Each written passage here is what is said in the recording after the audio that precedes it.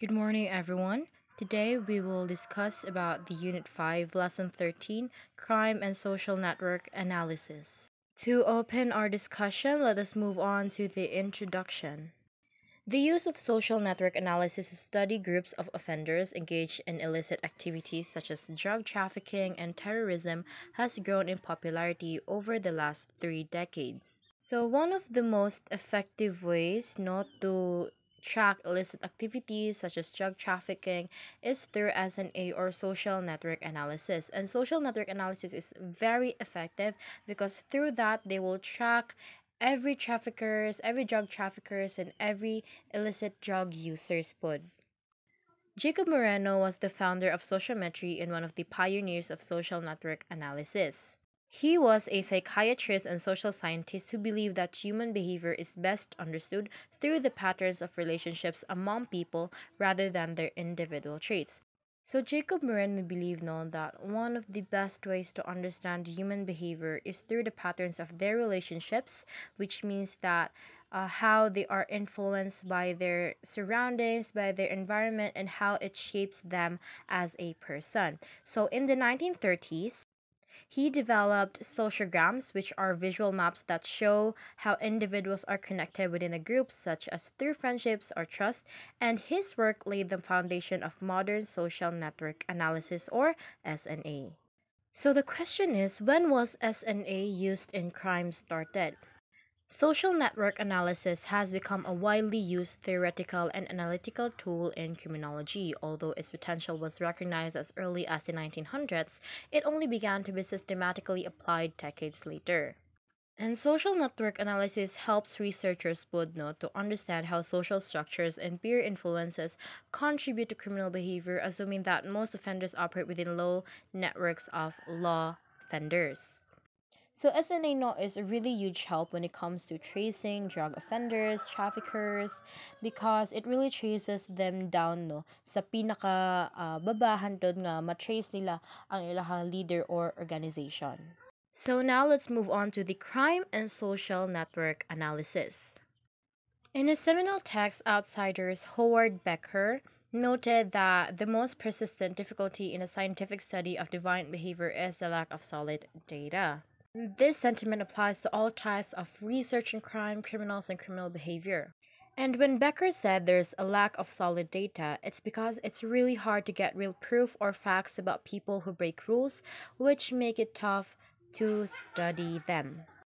One of the things that provide valuable data for mapping the complex relationships between offenders are the criminal justice records. These help researchers understand how criminal networks function and evolve. And it has a lot of clues about these people, who they know, who they work with, and what crimes they did together. And also, this helps researchers know who the leaders are, how the group is organized, and how their network changes over time. So, second is the social network analysis, which has become increasingly popular over the past 3 decades for studying organized crimes like drug trafficking and terrorism. So, this is what I have mentioned earlier, that social network analysis gives a really big help to the investigators or researchers to know what's behind the organized crimes or drug trafficking and terrorism are. And researchers face challenges in using social network analysis due to difficulties in extracting and managing diverse data from criminal justice sources. Because criminal justice data comes from different places like police reports, court files, and prison records, it gives a lot of challenges to the researchers or investigators. And some of the sources often use different formats and doesn't always match up, which gives a really hard time for the researchers. Data sources for SNA in criminology include offender databases, court and prosecution files, investigative reports, and other official records, often combined through triangulation for accuracy. So, these different records help researchers see the full picture of how offenders are connected. And to make sure the information is correct, they combine data from several sources as aforementioned, which is called the triangulation. So, here are some questions that you can ponder. Why do you think social relationships play such an important role in criminal behavior? And how can social network analysis change the way law enforcement investigates organized crimes today? So, for the next part, I will give the time to Mr. Vincent Romero. And now I will be discussing on how social network analysis works or saan siya pag-apply no. It was supposed to be a activity man good. So ang atong activity is the ball of yarn where nga magpili ko kanang mga students, mga classmates nako, and then atagan ako sila ball of yarn nga ipasa-pasa nila sa ilang mga classmate nga kuan hantod sa mahurot ang bola gani sa yarn. So the first step will be the data collection no, finding the people or the dots sa magpili ko mga classmate nako nga motindog, and continue dayon ta sa step 2. And then sa step 2 no, the mapping and visualization. So sa whiteboard is sulat ko og kanang dots gani, and then i-label na ko siya kung kinsa to siya nga classmate nako, kung kinsa tong gipili nako nga motindog, mata siya kung buhaton, tas ilang mga position kung asa sila. And then once na ang ball of yarn is ipasa nila sa ilahang classmate, kay sundon po na ko to, sulatan ako og linya ang whiteboard from student A to kung kay kinsa niya ipasa, and then sunod-sunod lang to siya nga process hantod sa mahurot ang ball of yarn. And then sa step 3, use the map to figure out who has the most social power in spreading the information. After the activity no is I will be identifying kung kinsa ang degree centrality, ang betweenness centrality ug ang closeness centrality. So the first one, ang degree centrality, pangitaon na to siya kung kinsa tong kanang daghan gani og connection sa iyang mga students, for like siya ang the most popular ba among the students. So mo na siya ang degree centrality, daghan og connection nga, daghan og students nga ga connect sa iyaha. Ang betweenness centrality naman is mag-act siya og parang broker gani or kanang bridge. For example, a group of students is nag-connect sa iyaha, and then siya is kipasa po tong information sa group B students. So murag siya ang kaning naging tulay ba to pass the information from one group to another. And for the closeness centrality naman is kung kinsa tong person nga dali ra gani makakonect sa uban. So for example, na duha ka students, si student A ug si student B, and then ang ilang target nga ma-connect is si student D. Si student A niagi pa siya kay student C bago niadto kay student D. Tapos si student B kay pwede ra siya direct mo adto kay student D. Ana gani. So kanang fewer steps lang ang gibuhat ba. Isa lang ka steps from B to D. Tapos si student A is niagi pa siya kay C bago kay D. So mo na siya ang tawag sa closeness centrality no, kung kinsa tong fewer steps gani nga yang buhaton is kanang few steps lang para makakonect sa uban.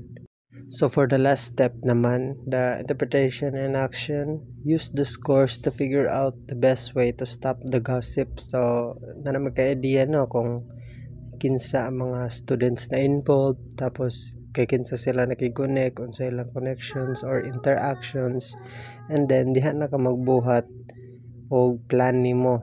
First one is the target and the strategy. So kinsa ba ang target nato ani, pag ma-determine na nato kung kinsa ang degree centrality, between centrality, and closeness centrality. So ang ato maging target no is ang two main key roles sa ato ang gibuhat, which is the degree centrality kay siya ang pinaka most popular sa tanan, and then the betweenness centrality kay siya ang naging bridge o naging tulay para mapasa gani ang information from one group to another. So atong maging strategy ani no, instead of focusing on the most popular one, ang atong i-eliminate is ang the bridge or ang broker kay dagan mag kuan sa iya kanang dagan group nga nag-connect sa iya nga mapasa niya sa uban grupo, no? For example, katong ball of yarn is dagan nag-connect sa iya from one group tapos gipasa niya sa isa ka group. Kung guntingon na tong connection ni bridge sa group 1 and sa group 2, diba mas stop man ang flow sa information. So mao nang siya ang pinaka-crucial nga dapat kuan i-focus. Another example of that, no, is ang 9/11, one of the biggest terrorist attack in the history. So gigamit sa mga investigators, no, ang SNA para ma-identify ang connection between the 19 terrorists, no. So the math in SNA found the most critical link, which is the broker or the bridge. This is the single person who acts as a bridge between separate groups. So the SNA map shows that the terrorists were a network of small groups, not a rigid army. So small groups siya, no, nga which is kailangan dyan siya o bridge para communicate gani sa bawat isa ka grupo. And then wala sila nag-focus kay Osama bin Laden, which is the leader sa Al-Qaeda. So nag-focus sila sa mga bridge, no, hantod sa mag-collapse gani ang grupo nila. And eventually na tungod pud sa broker or sa bridge is natunton nila ang location ni Osama bin Laden, because si Osama bin Laden is dili siya kanang gawas ganito have a direct communication sa iyang mga tao. So na siya broker or bridge.